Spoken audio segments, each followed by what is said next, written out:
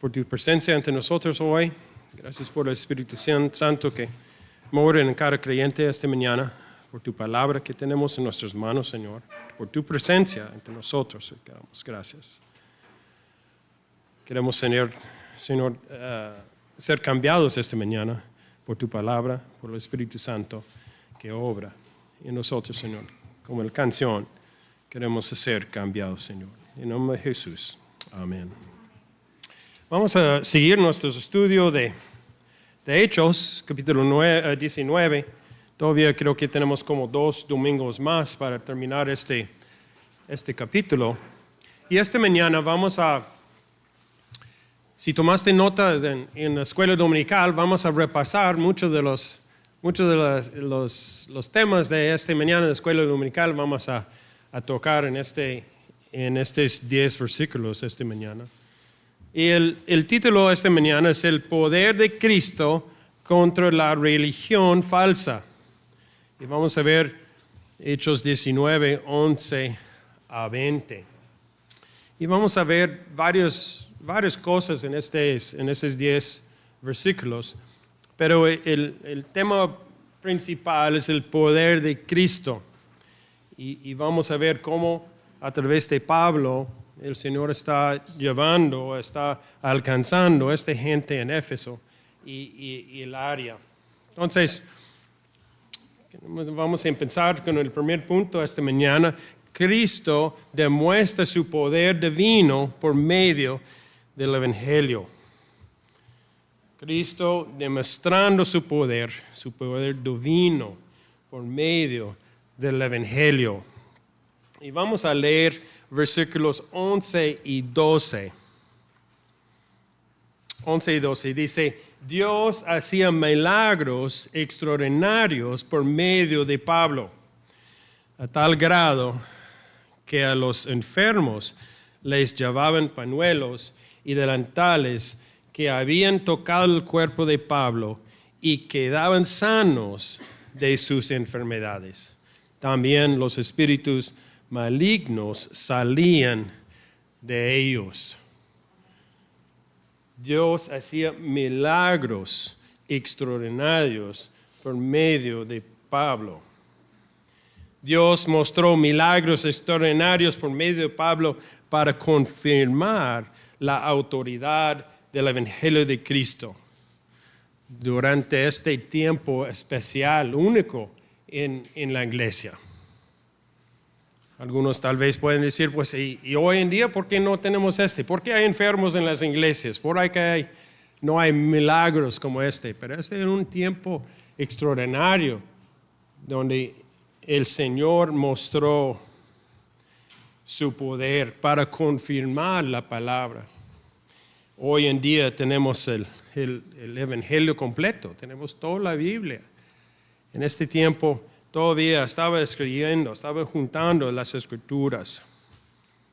Entonces vemos la diferencia en este tiempo de cómo el Señor estaba confirmando la palabra. Y hoy en día tenemos muchos que quieren decir o quieren de una manera replicar estos milagros. Yo estaba en la prepa y en este tiempo, hace varios años, hubo un predicador en el tele. Él decía, pues primero, quiero que era $30 o $40. Mándame el dinero y te mando era una toalla, pues, era una toalla.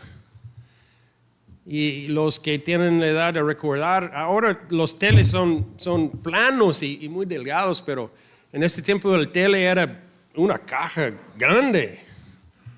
Y nada más la instrucción era poner esta toalla arriba del tele mientras él estaba predicando.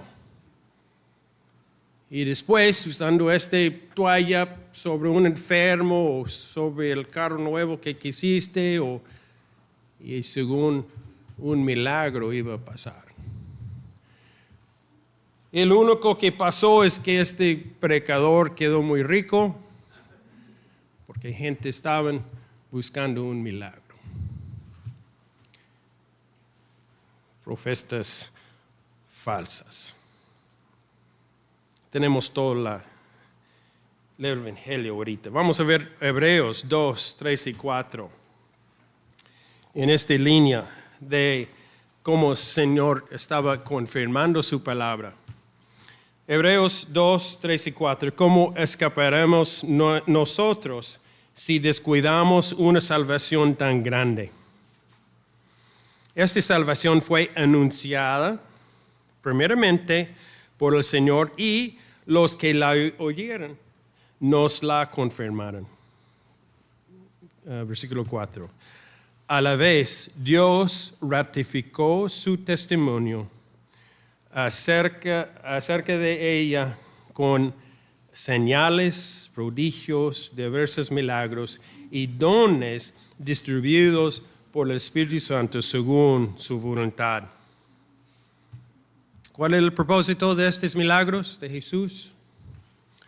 Y más adelante con los apóstoles, estos milagros confirmaron la verdad del mensaje de los apóstoles y de Jesús, demostrando la autoridad divina detrás de la proclamación del Evangelio. Hubo una confirmación. ¿Quién es capaz de hacer milagros? Milagros de verdad. Nada más Dios. Nada más Dios. Segundo de Corintios 12:12 habla también de estos milagros de los apóstoles. Segundo de Corintios 12:12, las marcas distintivas de un apóstol, tales como señales, prodigios y milagros, se dieron constantemente entre ustedes. Vamos a ver esto en Corintios. Más adelante, si estudiamos primero y segundo de Corintios, vamos a ver estos milagros en la iglesia primitiva era para confirmar que Jesús era el Cristo y el Evangelio era cierto.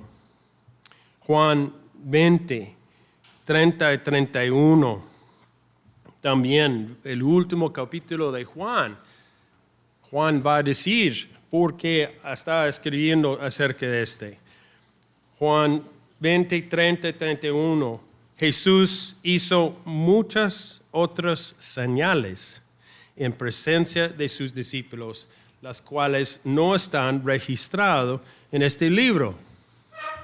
Juan está diciendo, pues, si pongamos todos los milagros, todo lo que él hizo, pues ya va a ser un libro enorme.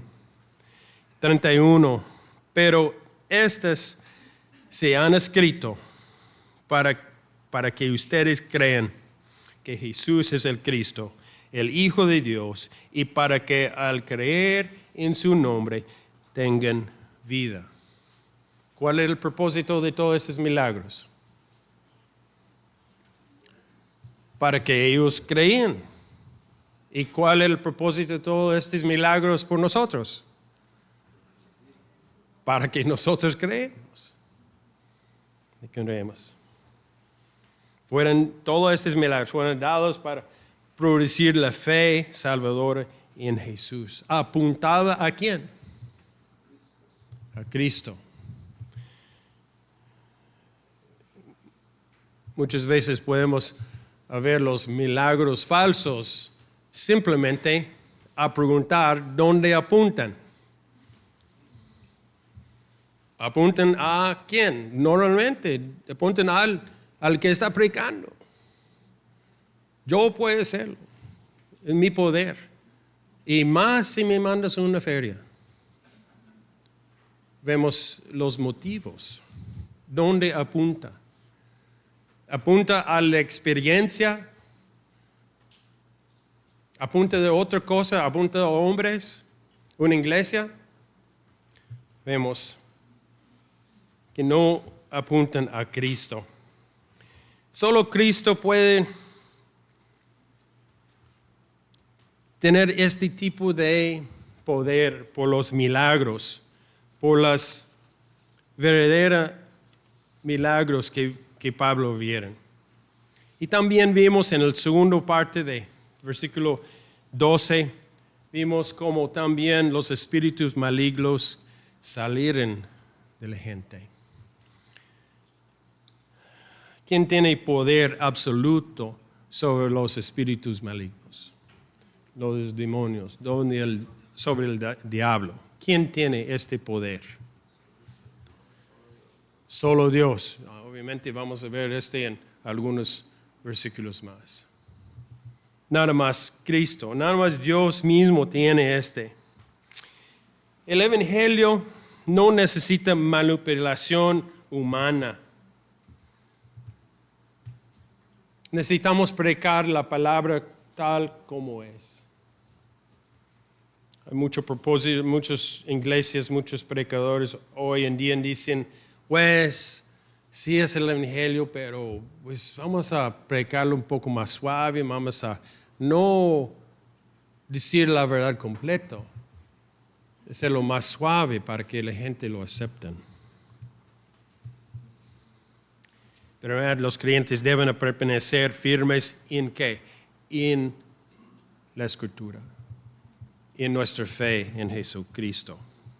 Y vemos en los primeros 2 versículos.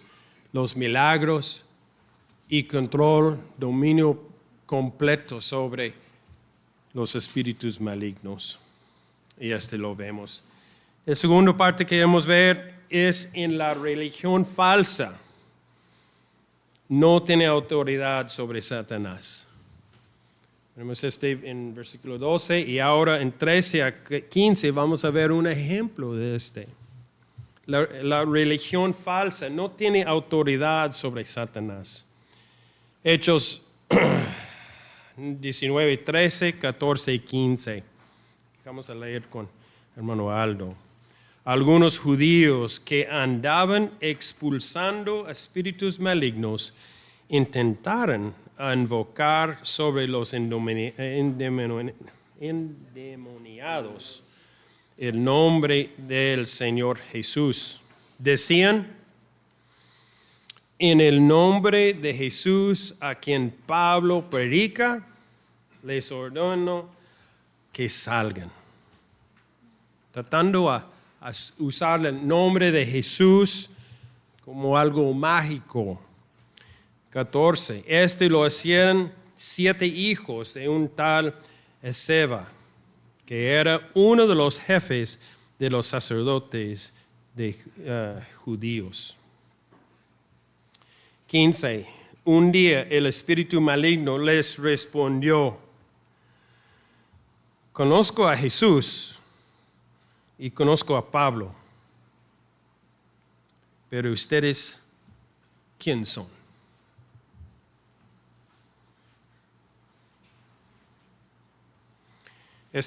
Que son 7 hijos de uno de los jefes de los sacerdotes, estaban en negocio. Gente en realidad pagaban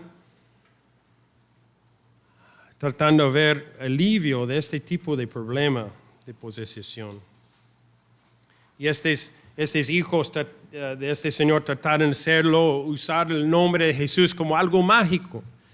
Ellos no eran parte de la fe, nada más tratando de una manera captar o usar la autoridad de Jesucristo.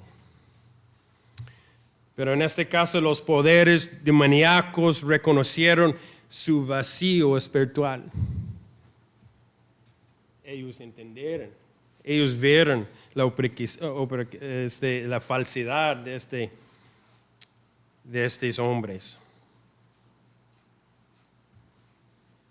Muchos profesan el cristianismo externamente mientras carecen del arrepentimiento verdadero, el fe salvadora o la obediencia a Cristo como Señor. Ser salvo, ser parte del reino del Señor no es un asunto de nada más creer.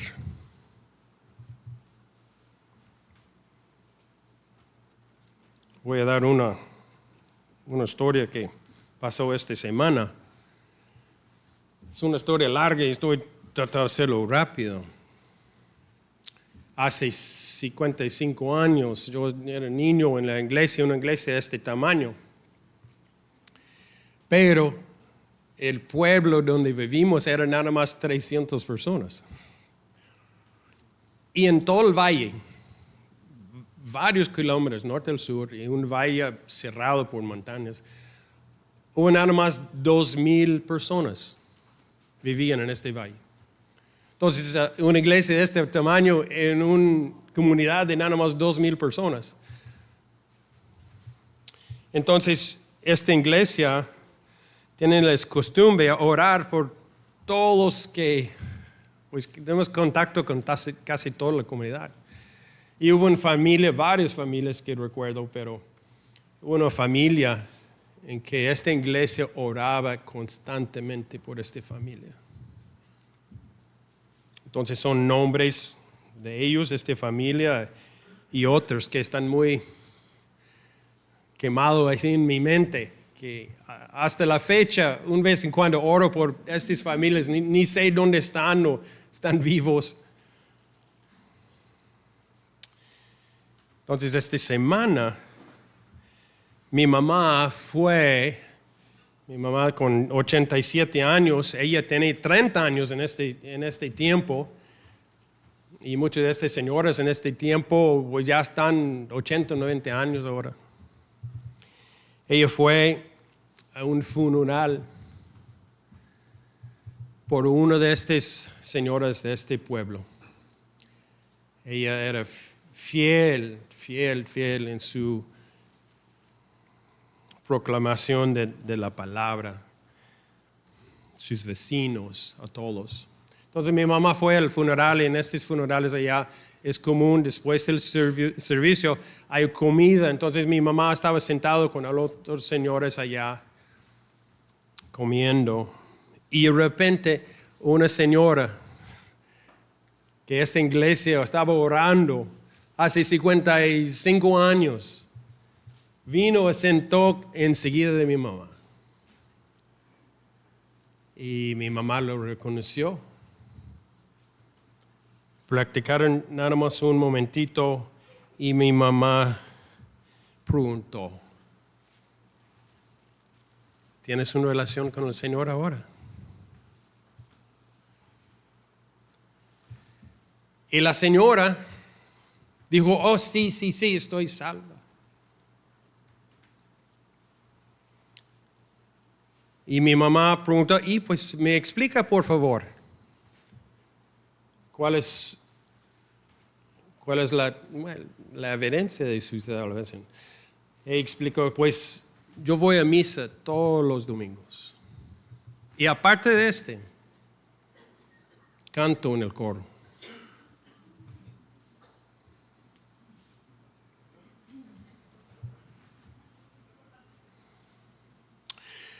Mi mamá me explica que pues en el momento ella siente con libertad a decir algo. Mi mamá explicó bien, a cantar el coro y ir a misa es muy lejos de los requisitos de ser salva.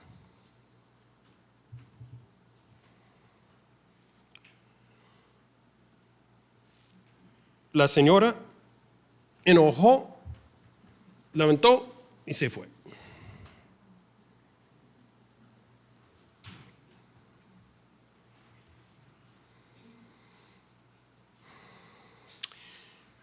Muchos profesan a ser cristianos en una manera externa.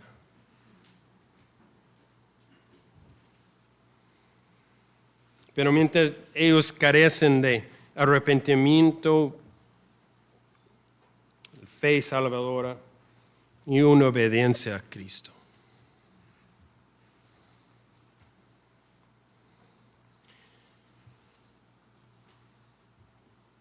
Mi mamá me dijo que casi media hora después la señora regresó con ella.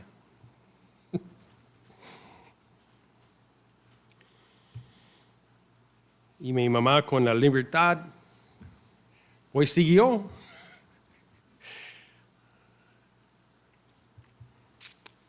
Y la señora levantó y se fue otra vez.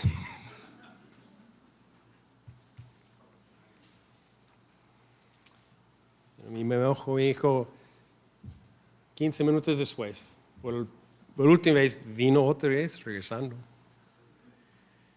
Y ya era oportunidad a explicar a ella más acerca de la salvación. No, esta vez no enojó tanto y aguantó.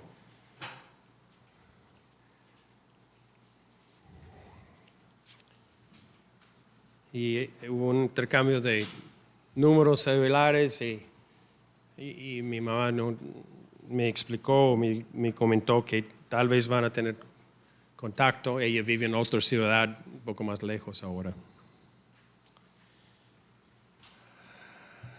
Mi mamá triste, feliz por la oportunidad de confrontar a esta señora después de tantos años de oración, pero también triste por una confesión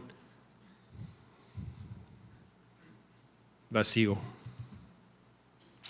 Mateo 7, 22 y 23. Hemos leído mucho. Son dos versículos muy fuertes.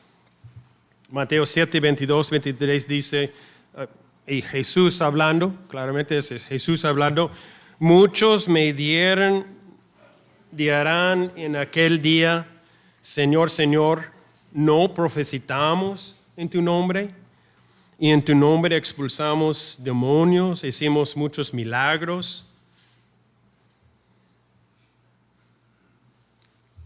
Jesús dice, muchos en aquel día van a decirme, éramos muy religiosos,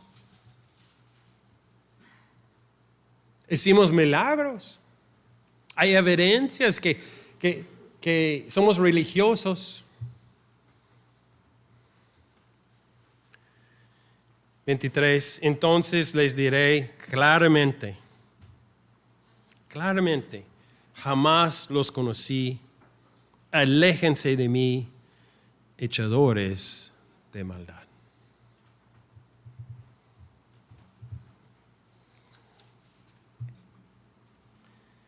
Estos son 7 hombres confrontando un demonio sin fe, sin un fe verdadero. Y el demonio reconoció su vacío. En Santiago 2, 19, Santiago dice en 19, ¿tú crees que hay un solo Dios? Magnífico. También los demonios lo creen y tiemblan. El simple reconocimiento intelectual de la verdad nos salva. No hay poder. ¿Cuántas personas en nuestras iglesias, está hablando de la iglesia universal, cuántas personas están sentados esta mañana, este domingo, con una confesión como la señora? Voy todos los domingos, estoy participando en el coro, doy una feria y no están salvos. Primero de Juan 4:4, ustedes, queridos hijos, son de Dios y han vencido estos ¿qué? Falsos profetas. Porque el que está en ustedes es más poderoso que el que está en el mundo. Cristo en nosotros. Tú eres creyente esta mañana, Cristo está en ti.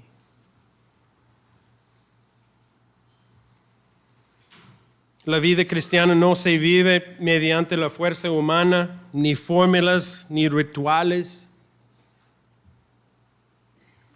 sino por una dependencia en el Espíritu Santo y una confianza fiel en las promesas del Dios verdadero. La religión falsa, o a medias, vamos a decir, no ofrece protección contra las tinieblas porque carece de la verdadera unión con Cristo.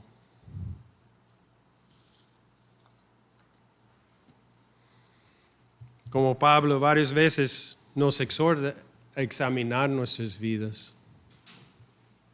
Somos creyentes de los labios por afuera.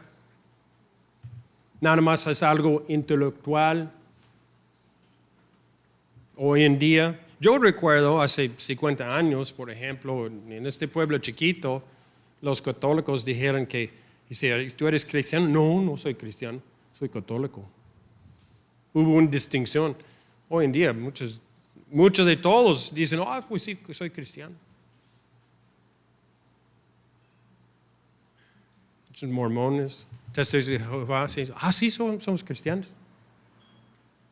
¿Cuál es la evidencia de este?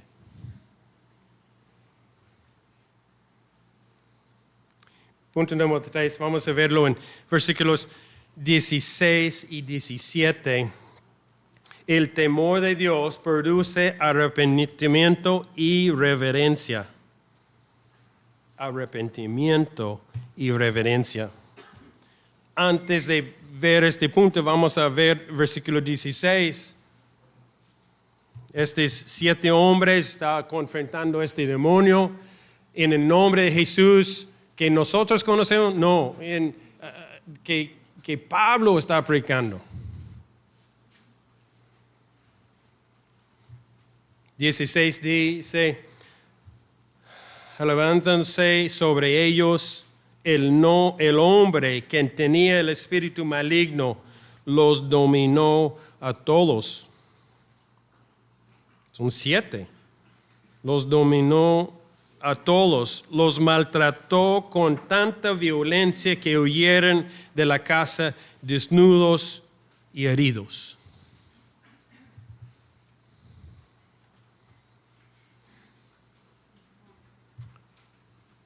¿Por qué?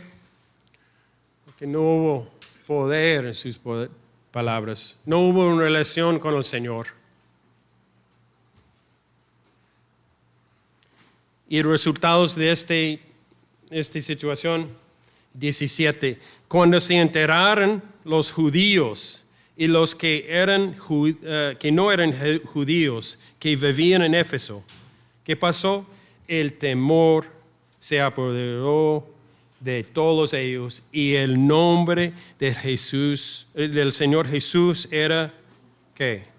Glorificado.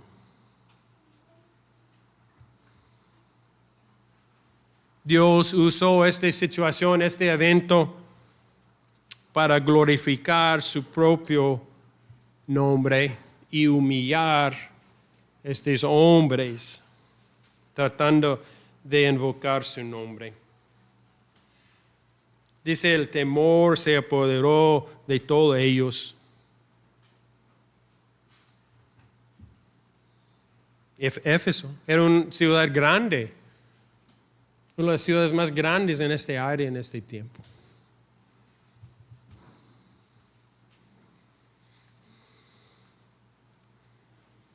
El cristianismo moderno a veces trata de minimizar el temor y reverencia del Señor.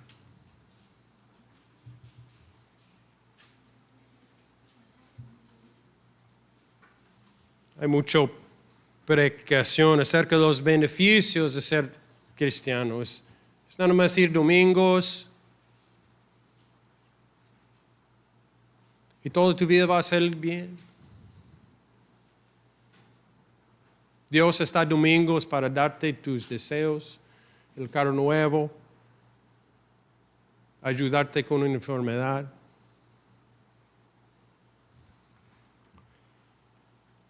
Pero sin temor, sin esta reverencia. Proverbios 9:10,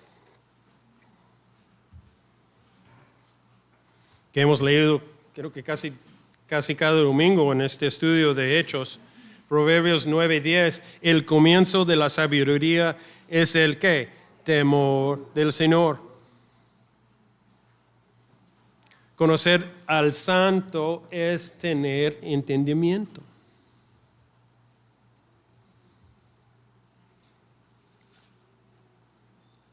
Cuando los cristianos tienen un temor del Señor, Es una evidencia que la gracia nos ha tocado. ¿Tienes una reverencia por el Señor esta mañana? ¿Tenemos un temor ante Él? Si es así, pues buscamos la santidad, como vimos en la escuela dominical. Rechazamos el compromiso del mundo. Tomamos decisiones conforme a las Escrituras. Apartamos del mundo. Filipenses 2:12. Así que, mis queridos hermanos, como han obedecido siempre, no solo en mi presencia, sino mucho más en mi ausencia, lleven a cabo su salvación con ¿qué? Temor y temblor. Con reverencia. Que estamos serios, estamos humildes.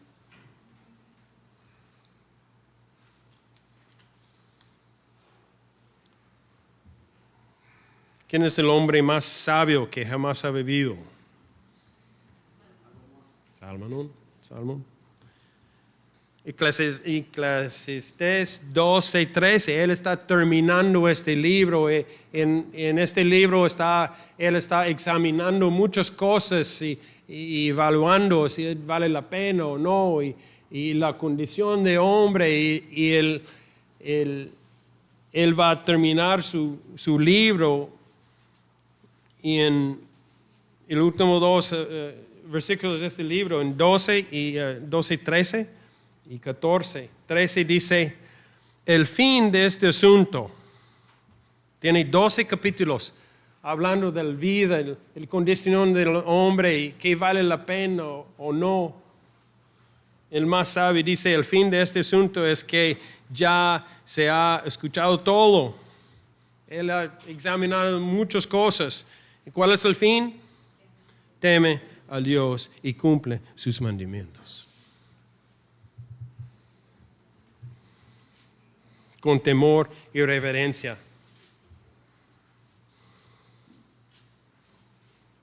Muchos predican hoy en día un Jesús débil, un Jesús que espera en el templo, hay un Jesús con su sombrero en su mano, esperando que tú llegues para pedir, exigir una vida fácil, exigir que tus deseos sean realidades.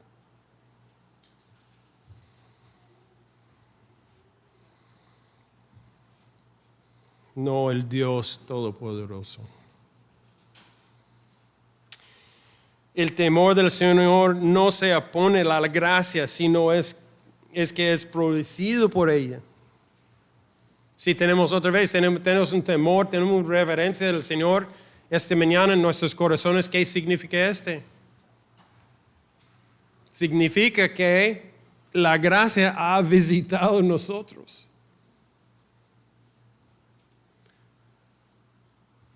Si no tienes el temor del Señor en tu vida, pues en realidad no hay razón de estar aquí esta mañana.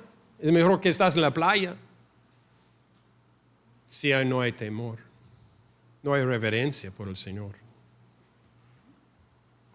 Una iglesia que reverencia a Dios permanece firme contra la falsa doctrina y el compromiso mundano.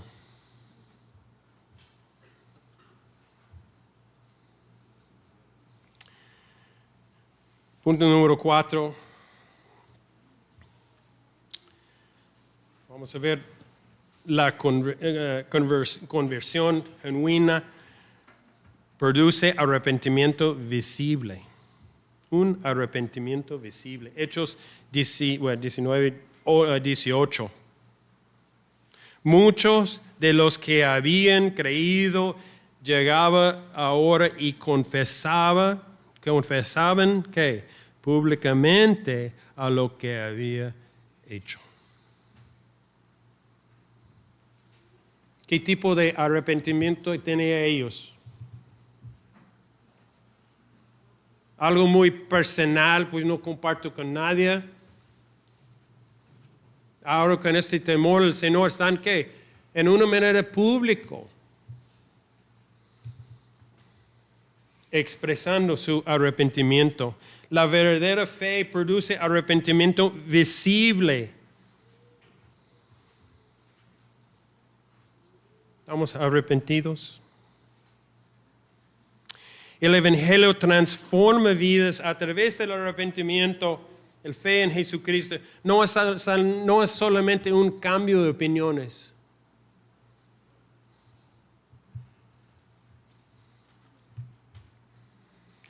Segundo de Corintios 7:10. La tristeza que proviene de Dios produce el ¿qué? Arrepentimiento que lleva a la salvación, la cual no hay que arrepentirse. Mientras que la tristeza del mundo produce la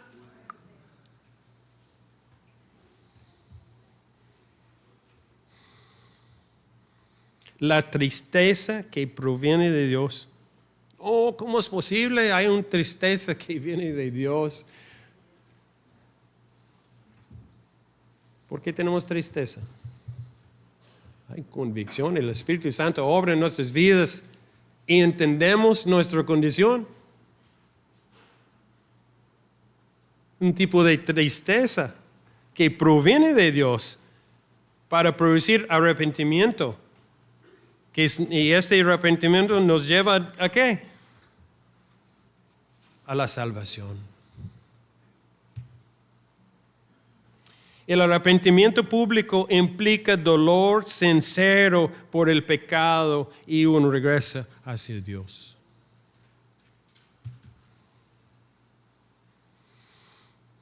A veces alguien roba el banco y lo agarran el que roba el banco. ¿Están arrepentidos? Pues sí, pero ¿por qué? Porque lo agacharon.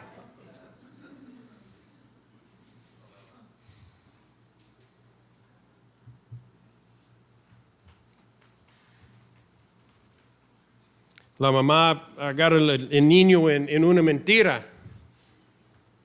¿Está triste el muchacho? Pues sí. ¿Por qué? Porque está reconociendo su pecado de su corazón. No formó la mentira suficiente bien para pasar la prueba de mami.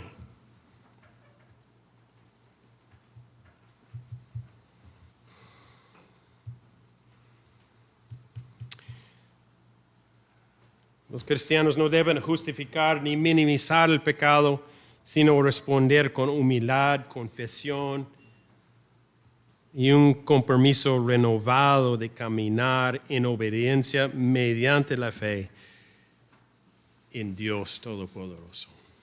Primero de Juan 1:9. Si confesamos nuestros pecados, Dios es fiel y justo. Nos los perdonará y nos limpiará de toda maldad. Lucas 3:8.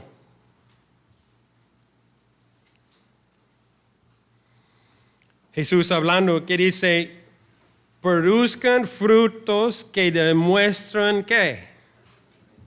Arrepentimiento.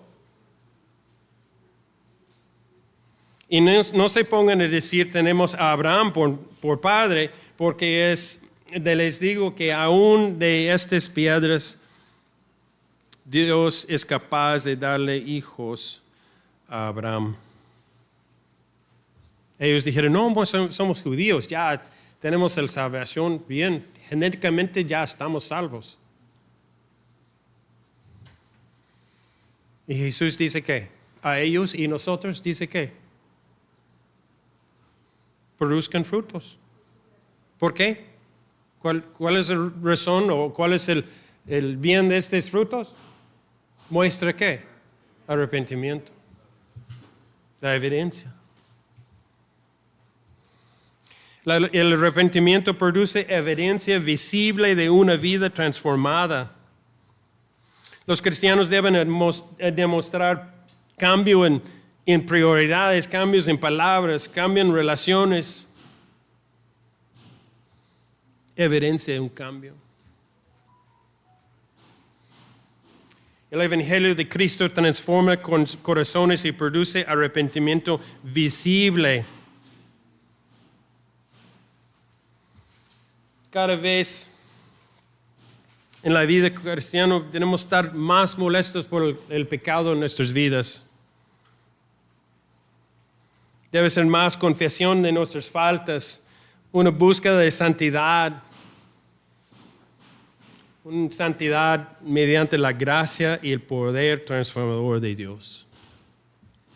¿Estamos madurando, hermanos? Y punto número 5, y con este ya terminamos. Cristo llama a los creyentes a destruir los instrumentos del pecado. 19 y 20. Un buen número de los que practicaban la hechicería juntaron sus libros en un montón y los quemaron delante de todos. Cuando calcularon el precio de aquellos libros, resultó un total de 50,000 monedas de plata. Así la palabra del Señor crecía y se difundía con poder arrollador. 50,000 monedas de plata. Este plata era de como 4 gramos, era un chiquito, y valía un día de trabajo por un hombre. No sé cuántos años es, pero este era el trabajo de un señor por 50,000 días. Entonces, depende cómo el cálculo, pues estamos hablando de más o menos de 50,000 millones de pesos.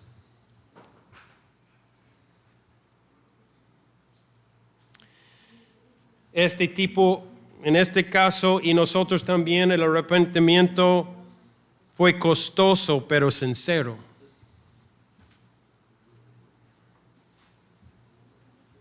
Creo que hubo una tentación, ¿no? Tentación. Tengo una vida nueva en el Señor, estoy arrepentido, pero este libro, este material vale un dineral. A lo mejor lo vendo. No voy a usarlo, estoy en Cristo, pero lo vendo. Ellos tienen un arrepentimiento sincero y costoso.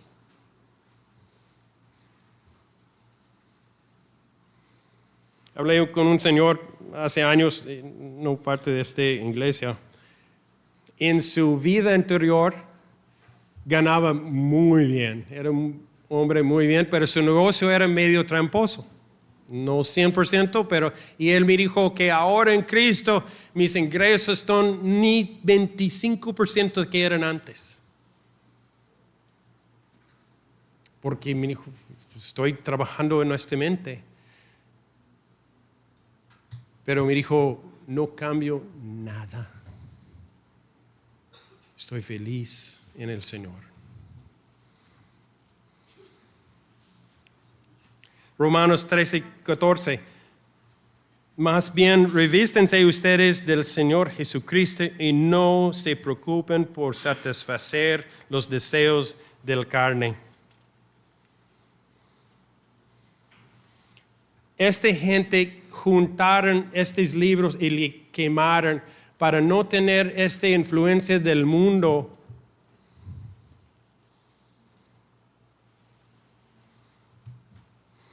¿Cuántos de nosotros estamos dispuestos a dejar la influencia del mundo alrededor de nosotros?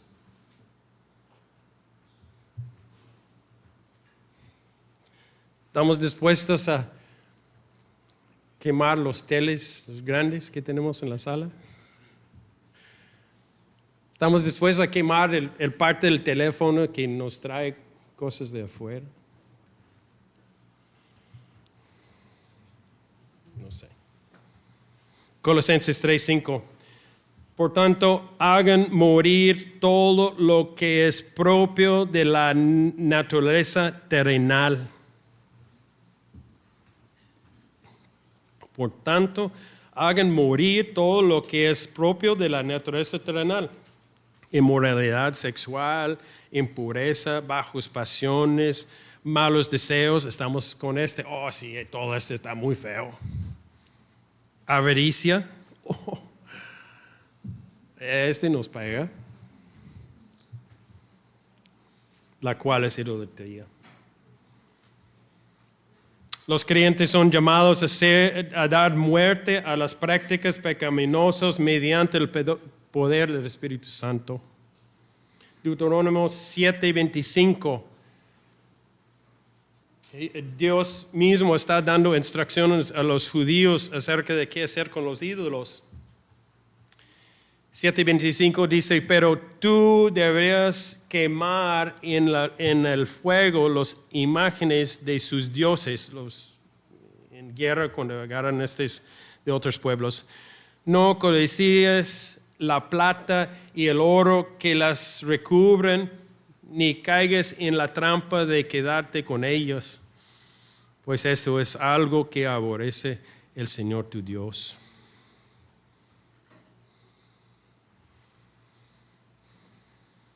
El verdadero arrepentimiento muchas veces requiere una separación costosa de las influencias pecaminosas.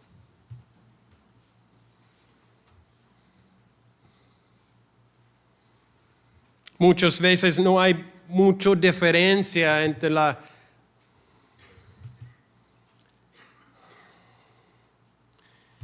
el mundo y nosotros. Sí, pues hay algunas cosas feas que ya no está parte de nuestra vida, pero todo demás, no sé, los TikToks que vemos, no tengo culpa, pues se viene, pues no sé, se viene. Y no tomo mucho tiempo ver toda la cultura que viene a través de un celular o una computadora. Estamos apartados de Nuestros hijos están apartados de Los cristianos no pueden servir fielmente a Cristo mientras preserven ídolos y prácticas impías.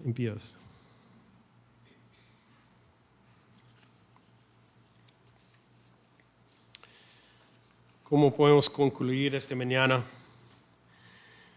Solo Cristo posee autoridad sobre enfermedades, demonios, religión falsa y tinieblas espirituales. Nuestro Dios es todopoderoso. La religión externa sin regeneración deja a las personas espiritualmente vacías y condenadas. La conversión genuina siempre produce transformación visible y confesión del pecado.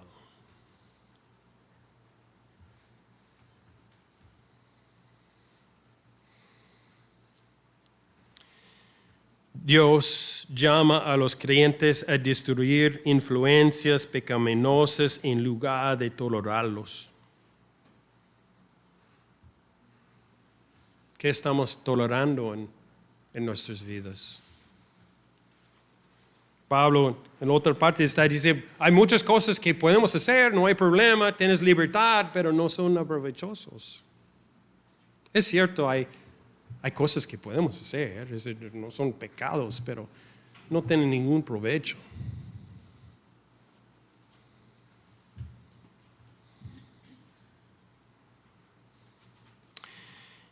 Y el cristianismo bíblico exigen santidad, obediencia, arrepentimiento y devoción total a Cristo.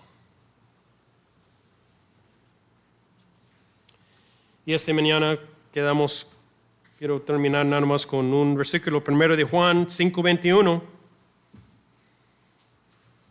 Queridos hijos, apártense de los ídolos. Vamos a pedir la ayuda del Señor, a ayudarnos a apartar de los ídolos esta mañana, que vivimos en vidas de santidad. Señor, damos gracias por tu palabra, gracias por todo lo que has cambiado en nuestras vidas, Señor. Gracias por el arrepentimiento que traíste a nuestra vida, el temor santo, Señor, de ti, Señor. Queremos pedir que vivimos apartados, que podemos ser ejemplos, Señor, por nuestros hijos, nuestra familia.